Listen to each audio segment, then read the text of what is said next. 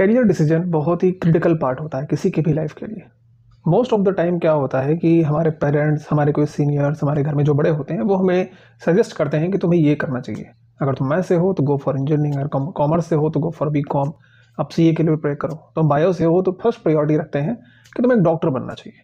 फिर अगर किसी को लगता नहीं मैं डॉक्टर तो नहीं बन पाऊंगा, मेरी इतनी अच्छी सब्जेक्ट्स में पकड़ नहीं है, तो फिर एक काम करते हैं कि तुम या तो बीएमएस कर लो, बीएचएमएस कर लो, फिजियोथेरेपी कर लो, या फिर बी फार्म कर लो। सब मेडिकल में है, बहुत अच्छे पैसे इनमें मिलते हैं। फिर आप यूट्यूब पे आते हैं और देखते हैं कि बी फार्म फार्मेसी में क्या क्या होता है। फिर आपको पता चलता है कि इसमें रिसर्च भी है, इसमें प्रोडक्शन है, क्यूए है, क्यूसी है, बहुत सारे सेगमेंट्स के बारे में आपको पता चलता है। फिर आपको लगता है कि आप बी फार्म भी कर सकते हो, इतना टफ भी नहीं है और आपका करियर भी सेट हो जाएगा। क्योंकि मेडिकल में है तो मेडिकल में बहुत सारी चीज़ें होती हैं और ये भी उसी का एक पार्ट है। फिर आपको लगता है कि डॉक्टर नहीं तो बी फार्मा ही सही। इस तरीके से करियर डिसीजन नहीं लिया जाता है जनरलाइज वे में कि ठीक है ये मेडिकल्स में आते हैं, इतने सारे हेल्थ केयर में हैं और उसमें ये नहीं तो ये सही। क्योंकि सबकी वर्किंग, सबका कल्चर, सबका इन्वायरमेंट एकदम अलग है। तो अगर आप हेल्थ केयर इंडस्ट्री में अलग अलग सेगमेंट्स को देखेंगे, एक डॉक्टर जो एक एमबीबीएस होता है, या फिर एक बीएचएमएस, बीएएमएस, बीयूएमएस, फिर बीपीटी फिजियोथेरेपिस्ट जो होते हैं, अब इन सबको देखेंगे तो इन सबका जो वर्किंग है वो अलग अलग है सबका, है ना। सबके सेगमेंट्स अलग हैं, सबकी वर्किंग अलग है, बट इनमें सेम क्या है कि डायरेक्ट पेशेंट को ये ट्रीट करते हैं। ये जो सर्विस प्रोवाइड करते हैं वो डायरेक्ट पेशेंट को प्रोवाइड करते हैं। बट फार्मेसी एकदम अलग है, हम कोई सर्विस प्रोवाइड नहीं करते। ये इंडस्ट्री बेसिकली एक प्रोडक्ट डेवलप करती है। इसके सारे प्रोफेशनल्स एक प्रोडक्ट डेवलप करने, रिसर्च से उसको डेवलप करके, मैन्युफैक्चर करके मार्केट में मेडिकल स्टोर के थ्रू पेशेंट तक हम पहुंचाते हैं। तो यहाँ हम कोई एक तरह से अपनी सर्विस नहीं दे रहे हैं अपने तौर पे, हम एक प्रोडक्ट डेवलप करते हैं जो मेडिसिन हैं, जो बाकी सेगमेंट के लिए यूजफुल होता है और हम वो प्रोवाइड करते हैं। तो इसका कल्चर एकदम अलग है। अगर आपको लगता है कि आप डॉक्टर नहीं सही तो बी फार्मा सही, तो डॉक्टर में जो उनका वर्किंग होगा और जो बी फार्मा करने के बाद जो वर्किंग होगा वो कंप्लीटली डिफरेंट है। फार्मेसी का जो इंडस्ट्री है मोस्ट ऑफ वो पीछे रहता है, बिहाइंड द सीन वर्क करता है। आप रिसर्च में हैं, फॉर्मुलेशन रिसर्च में है, एपीआई रिसर्च में है, मैन्युफैक्चरिंग में है, क्यूए में है, क्यूसी में है, आपको कोई नहीं जानता। ठीक, आप इंडस्ट्री में काम कर रहे हैं, वहाँ आपकी वर्किंग है, उसके अंदर ही आपकी सारी चीज़ें चल रही हैं। बाकी सेगमेंट में क्या होता है, आप डॉक्टर हैं, किसी भी फिजियोथेरेपिस्ट हैं, तो आप यहाँ पे हॉस्पिटल्स में काम कर रहे हैं, डायरेक्ट लोगों के टच में आ रहे हैं, वहाँ पे लोगों का अलग इन्वायरमेंट होता है ना। यहाँ पे आप बिहाइंड द सीन होते हैं, और जो सामने होते हैं वो होते हैं केवल मेडिकल स्टोर पे जो फार्मासिस्ट होते हैं वो होते हैं, बाकी लोग बिहाइंड द सीन। या फिर कुछ लोग जो मेडिकल रिप्रेजेंटेटिव्स को देख लेते हैं, उनको लगता है कि हाँ ये लोग हैं बी फार्मा किए हुए। उसमें बाकी सेगमेंट के भी लोग होते हैं, लाइक बीएससी एमबीए करके भी लोग आते हैं, बट बेसिकली अगर हम माने तो हाँ ठीक है, वहाँ पे भी फार्मेसी स्टूडेंट होते हैं। तो ये लोग सामने हैं, बाकी लोग पीछे हैं।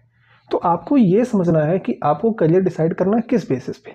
क्या इस बेसिस पे कि आपको बस मेडिकल में जाना है, कुछ भी हो जाए, ये मिले ये मिले ये मिले, कुछ भी मिले बस कर लेना है। तो अगर आप इसे जनरलाइज करके करियर डिसाइड करेंगे तो फिर आप हमेशा कंफ्यूज रहेंगे। आप जब बी फॉर्म कंप्लीट करेंगे तो कंफ्यूज रहेंगे आपको क्या करना चाहिए, है ना। हर एक स्टेप पे कंफ्यूजन आपको होगा। तो अगर आप अभी अपने 12th आपने कंप्लीट किया है और आपको आगे बढ़ना है, तो सबसे पहले ये डिसाइड करिए कि आप एक्चुअल में क्या करना चाह रहे हैं, है ना। आप खुद से समझने की कोशिश करिए, आपके आसपास वो लोग जो लोग कुछ कर रहे हैं इस तरह का, उनसे बात कर सकते हैं और कुछ लॉजिकल रिस्पॉन्स लीजिए उनसे, ना कि जनरलाइज रिस्पॉन्स कि हाँ ये मेडिकल में है तो कुछ भी कर लो सब सही है, कुछ नहीं तो ये तो कर ही लोगे।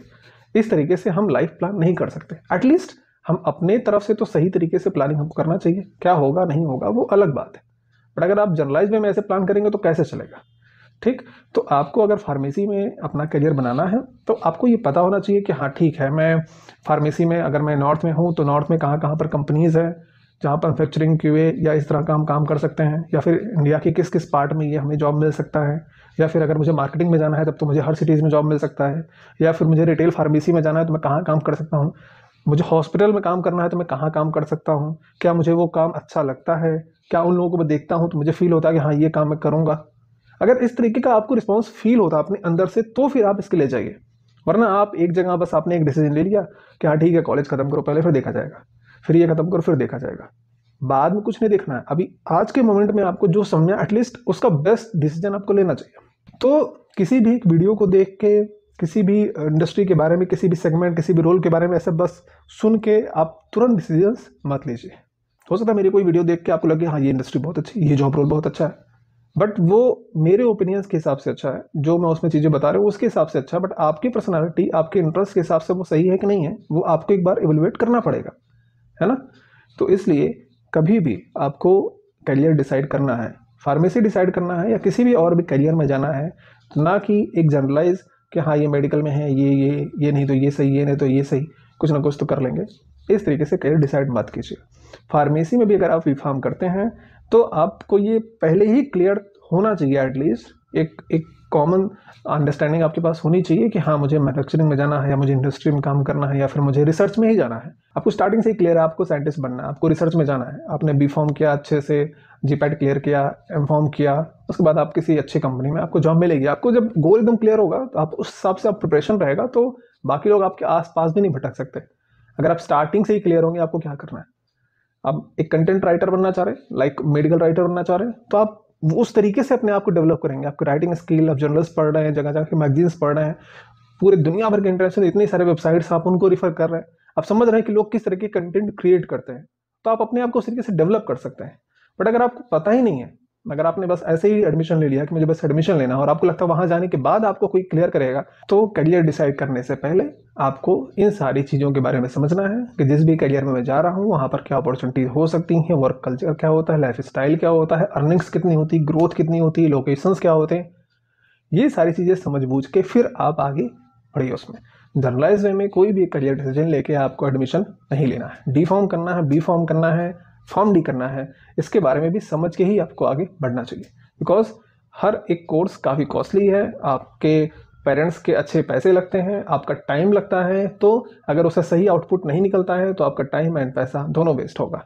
तो आपको ये समझ के ही आगे डिसीजन लेना चाहिए कि हाँ मेरे लिए ये अच्छा है और मुझे ये करना है, और फिर उसके बाद उसको आप शिद्दत से करिए। किसी भी चीज़ को आप सही से करेंगे, आपको उसमें आउटपुट, आपको उसमें रिजल्ट डेफिनेटली मिलेगा। Thank you very much.